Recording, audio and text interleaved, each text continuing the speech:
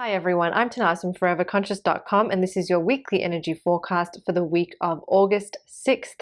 So this week we celebrate the Lionsgate Portal. This portal activates on 8/8, the 8th of August, and it tracks the rising of the star Sirius.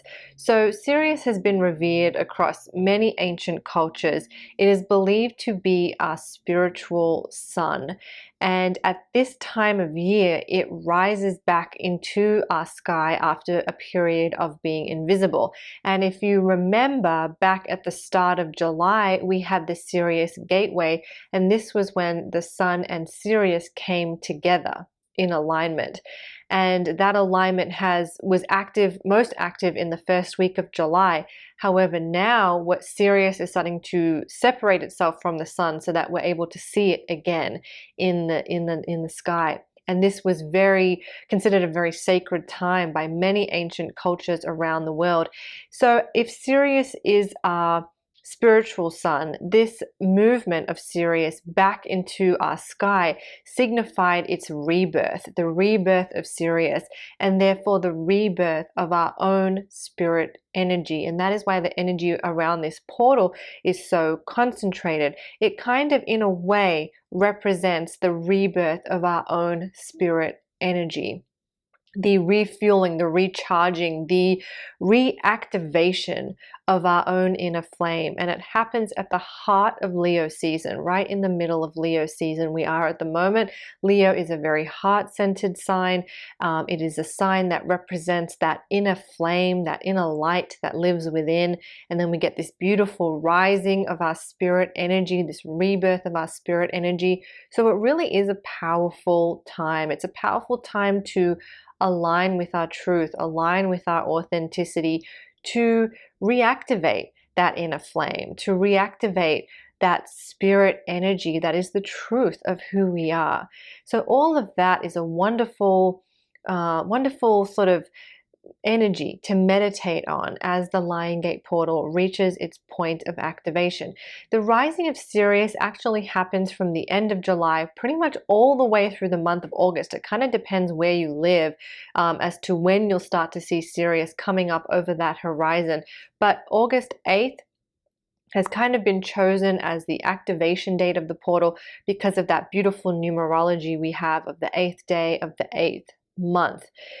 There is another side to the Lionsgate portal as well. It does have connections and ties to the Sphinx in Egypt. Of course, all of this is a little bit of a hypothesis. It's never really been proven, but apparently it used to be that Sirius would rise up around August 8th in alignment with the pores of the Sphinx in Egypt, and that alignment of Sirius in that position would open a portal, a gateway, maybe give people downloads of energy, of information, of intelligence that was connected to Sirian beings that live on the star Sirius, and also the Atlanteans. There's also connections to Atlantis. Of course, I don't know how much of any of that's true, but the connection to Atlantis is something that actually came to me in a meditation. I had not ever heard of that before, but when I was meditating years ago on the energy of Lionsgate, something about Atlantis came up, and I thought that was very strange. And when I did some digging, I found that there is this theory that the Atlantean people or beings left crystal scrolls or hidden information under the Sphinx, and that when Sirius aligned, that information was revealed or given out or downloaded by people who were open to receiving it. So there's a little bit of that history, if you will, in the energy of the Lionsgate as well. There was a phase, I don't know if it's still happening on social media, where people spoke about the Lionsgate portal being evil and being a portal of darkness, and that it's very dangerous and we shouldn't engage in the energies of Lionsgate. I don't really know where that idea came from. My philosophy is that it's all about your intention. Yes, there are high frequency energies happening around the Lionsgate portal time. If you want to take those high frequency energies and your intention is to do something evil, that's your prerogative. I don't think the energies themselves are evil. So I'll leave that to you. You have your own inner compass, you have your own inner guidance. Check in with yourself, see what it is that you feel, how you resonate with the energies of this time. But if we're just looking at it from a plain and simple astrological way, we're having the rising of Sirius. Sirius was considered by ancient astrologers to be our spiritual sun. It's rebirthing, it's coming back into our vision after being blocked by the sun. That is essentially what's happening. And it's happening in the heart of Leo season. We're kind of right in the middle of Leo season at the moment. That is the activation where we're getting that really beautiful spirit energy, that inner flame relit, that heart-centered lion, brave, courage, that joy, that are all things represented by Leo, are ignited, and we're getting the rising of our spiritual sun. So that's the energy in a nutshell. Make of it what you will. Also this week on August 13th, we have another planet sort of doing its rebirth, or Sirius is a star, this is a planet, but Venus also has her rebirth. Venus is currently in retrograde, but on August 13th, it aligns with the sun, and this is known as the Venus star point. And when this happens, Venus undergoes a transformation from evening star to morning star. We'll start to see Venus now rising in the morning instead of the evening. And this movement of Venus, into the morning sky, it will start very gradually. That signifies the rebirth of Venus energy. And so Venus represents also our hearts, our relationships, our values, our feelings of self-worth, our relationship with beauty, with money. All of those things are governed by Venus. So all of that is up for a rebirth too. We have this theme happening this week of rebirth energy.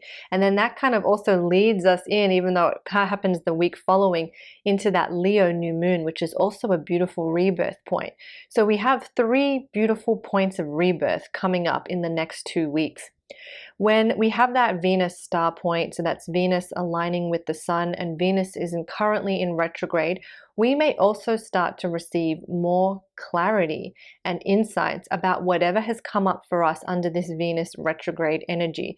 Venus retrograde tends to stir relationship issues. So if you've been struggling in a relationship, if a relationship conflict has come up, if a relationship is under question in your life, usually we'll get some clarity or some turning point will happen under that Venus star point. So if you have been feeling the Venus retrograde energies very heavily, this should bring a turning point. This should bring a shift to how the energy is unfolding in your life, and maybe a little bit more of a progression of whatever's been going on in this relationship in your life.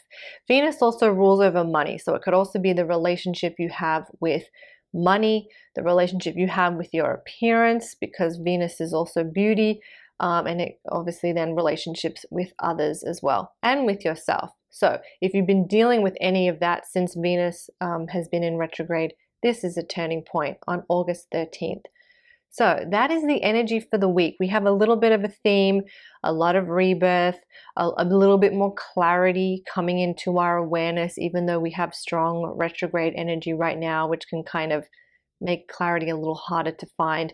We're starting to get a little bit of a turning point with some of that energy, and beautiful rebirth energy that is allowing us to rebirth our soul and ignite our inner flame, and to kind of reconnect that inner flame that lives inside, that joy, that passion, that purpose that we all kind of want so badly. This is our week to reignite it. It's there. We don't need to do anything special to find it. Just visualize, even in this moment, that inner light in you turning on. Sits right here. It's on.